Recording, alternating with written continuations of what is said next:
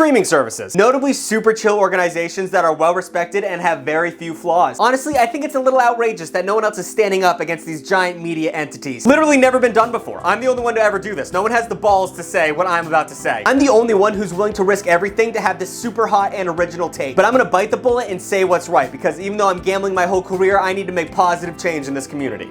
I'm the only one doing this. God damn, I hope I can actually find one original thing to say in this whole video. So streaming services, they're kind of like the heroine of modern media. They were super cool and fun in the beginning, but now they are slowly ruining everyone's life. I mean, there are just some overarching reasons why streaming services suck that I don't even have to go that deep into. Number one, too many options. Now, I am an American. I enjoy freedom as much as the next red, white, and blue bleeding motherfucker. But when I say freedom, I'm thinking more like three things. Back when Netflix started, you had options like Orange is the New Black, Friends, and The Office. And those were, you know, that's all you needed really as a human being. But now, not only does Netflix have more shows than there are grains of sand at the beach, there's also like a million streaming services, and they all just kind of suck. All of them have like one or two good shows, and the rest of it's garbage. And you have to sign up, well, I'll get into that later. And also, all these streaming services, I don't know where the money's going, but it's not going into the user interfaces because it's such a nightmare to use any of them. Actually, Netflix is pretty good, but they've been around for a long time, so they kind of figured out how to make it, you know, usable. But I mean, the rest of you guys, what are you doing? You need a friggin' map to find anything on Amazon Prime. And when you do finally find that one thing you've been looking for, it's actually not a part of Amazon Prime. They just expect you to pay $17 to watch something once.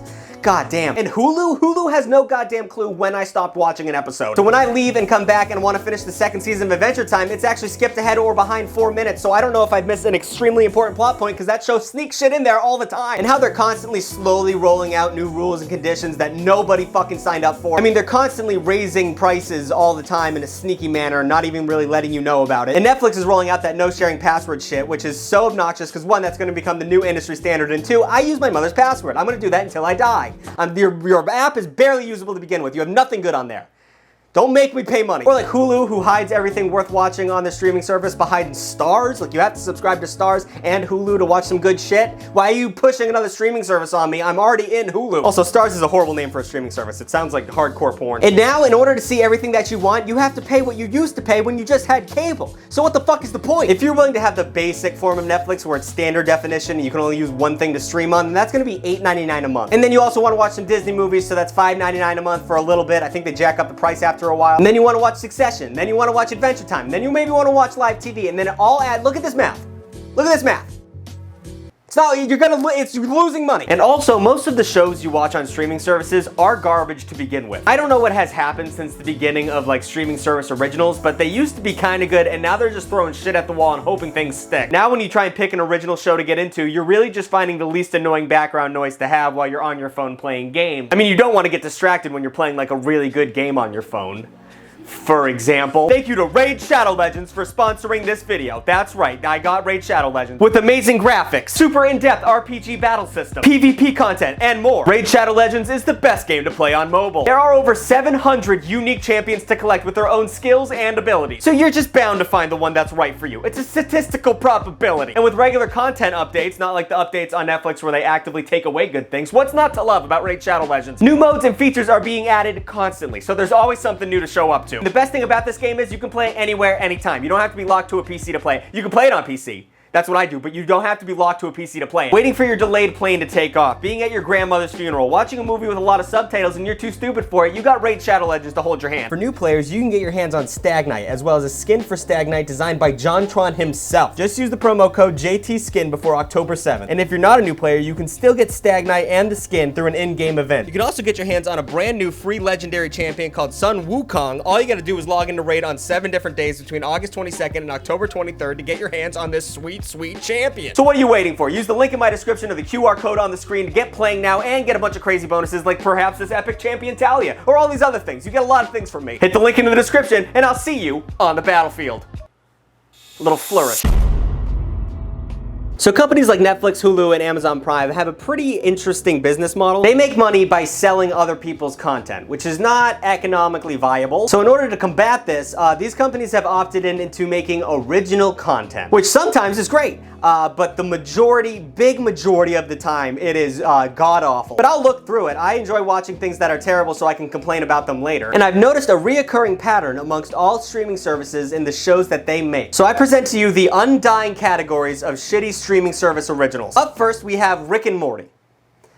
They're trying to rip off Rick and Morty. Sadly, due to a gross creator and an obnoxious fan base, Rick and Morty has gotten a bad name over the past couple years. But back in its heyday, it was a cultural phenomenon. I don't know if you kids were around then, back in 2016, but it was a huge deal. So all these streaming services said, hey, if we can't beat them, let's do our best to shittily mimic it. Inside Job, Hoops, Adventure Beast, Solar Opposites, which is literally the creator of Rick and Morty ripping off Rick and Morty. The animated Star Trek show, all of them have like the same character design and same lack of effort jokes that do not work unless it's Rick and Morty. Justin Roiland has a comedy style which is called constant winks to the audience that I don't give a shit. And that works once. That kind of comedy is gonna work once. After that, it's just, you know, lazy. You're just being lazy. So, you know, fucking stop making these shows. Number 2, we have terrible reality TV shows. Truly the cheapest and laziest way to produce dog shit television. So of course, streaming services hopped on that dog shit bandwagon to maximize profits and also maximize the suffering of its user base. But they seem to try and differentiate themselves from normal reality TV by giving their shows like terrible gimmicks and things that you just watch because you're confused, not because it's actually interesting. For example, we have the show Awake. In this show, contestants are tasked with counting quarters for 24 hours and not being allowed to sleep. And then they take those people and they make them do crazy tasks, like trying to get cheese off of mouse traps, or make them drink a Slurpee as fast as possible, because apparently if you're sleep deprived, brain freeze hurts more.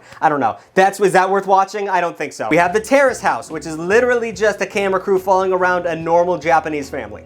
And there's nothing happens. Nothing happens in the show. I'm not kidding. There's no drama, there is no stakes. It's just a normal family going through their normal lives. The gimmick is that nothing happens. Then we have that dating freak show where they all get dressed up like weird animals. I'm done talking about reality TV from Netflix. Then we have sitcoms for some fucking reason. Has anyone told these people that multicam sitcoms are dead? That no one makes them anymore because they're terrible? Pretty Smart, Richie Rich, Real Rob. Oh my god, if you've seen an episode of any of these shows, they are like legitimately unwatchable. They are the worst things ever. I don't want to know how Real Rob got more than one season. That shit was ass. Then the final category is over-dramatized thriller type shows. And some of those are like the best ones. But they also have a shit ton of terrible ones, and who knew? They literally have a show called The Island, spelled like this, which is so fucking stupid. And it's like almost a direct ripoff of Lost. A bunch of people end up on an island, they don't really know how they got there, they don't remember who they were. But unlike Lost, which had great writing and paced out the mystery through several seasons, on the 3rd episode of Island, you fucking find out why they're on the island. Mystery solved. There's 6 more episodes. Good pacing, guys. Jesus Christ. It's just not worth it. I just watch YouTube at this point. Just watch YouTube. There's a lot. Watch me. There's a lot of good things on YouTube. So I brought up earlier about how there are way too many streaming services. But when I started to research that topic, I was unfamiliar with how many streaming services there actually are. I originally thought that the number of streaming services was due to monopolies trying to hold onto their content and sell it individually to make a bigger profit. No, there's actually a lot of streaming services for no fucking reason, apparently. I have found a bunch of streaming services that I can't imagine anyone has subscribed to. I don't know why they exist. The only one in this list that I think people would subscribe to, but I still find it ridiculous, is the WWE Network. You can go to this streaming service and they have every single wrestle fucking thing that you can want to see. It caters to a very specific type of person, and I am sure that this specific type of person is thrilled that it exists, but you know, for the rest of us, that's a waste of bandwidth. There's a streaming service called Troma, which brands itself as low budget, high concept, which I didn't know what that meant until I looked at it, and they were correct. For instance, they have a movie called Pot Zombies, where a bunch of radioactive weed turns people into zombies.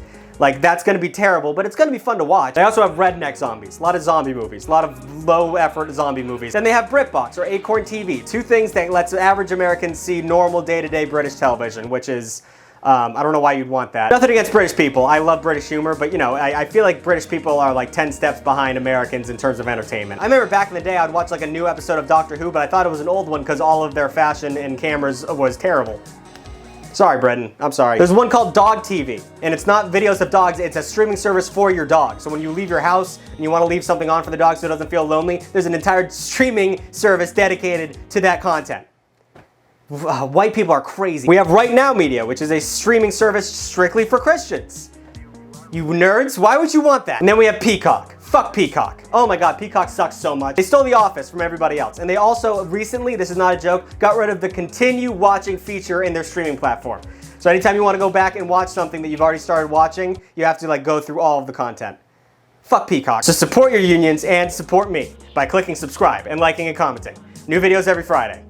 I don't know if this video is going to feel kind of short. I'm going to grab my cat. Also, guys, thank you for 1 million subscribers. That is insane. I'm going to make a video about it soon and just a little thank you video. But until then, thank you so much.